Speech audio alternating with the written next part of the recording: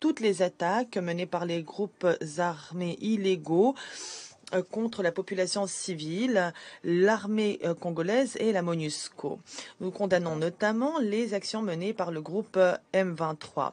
Ce mouvement a renforcé considérablement ses capacités, ce qui lui permet de conduire des opérations offensives et de conquérir des territoires dans le pays, comme c'est le cas à la frontière avec l'Ouganda, dans la localité de Bunagana.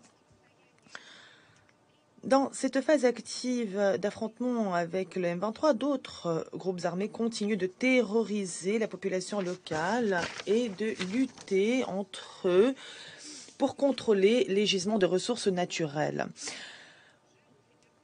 Résultat, ce sont les populations civiles qui en souffrent. Le nombre de victimes ne fait qu'augmenter, on les compte par centaines, la situation humanitaire se dégrade et la situation des personnes déplacées et des réfugiés est également déplorable. Leur nombre ne fait qu'augmenter. Nous espérons que les forces armées congolaises, avec les casques bleus des Nations Unies et les partenaires internationaux, pourront rétablir le contrôle de la situation dans le domaine de la sécurité et empêcheront une escalade des violences. Nous remercions les casques bleus qui s'acquittent de leurs tâches quotidiennement dans une situation extrêmement risquée afin de préserver la paix à l'est de la RDC.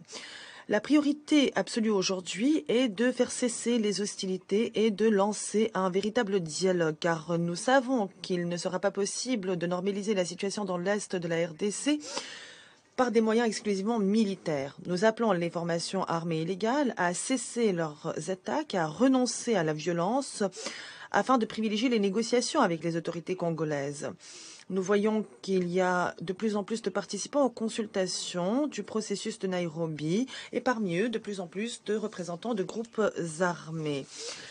Nous nous félicitons des mesures prises par les États africains pour contribuer au règlement de la situation en RDC. Et nous espérons que dans le cadre du processus de Nairobi, il sera possible de se mettre d'accord sur des mesures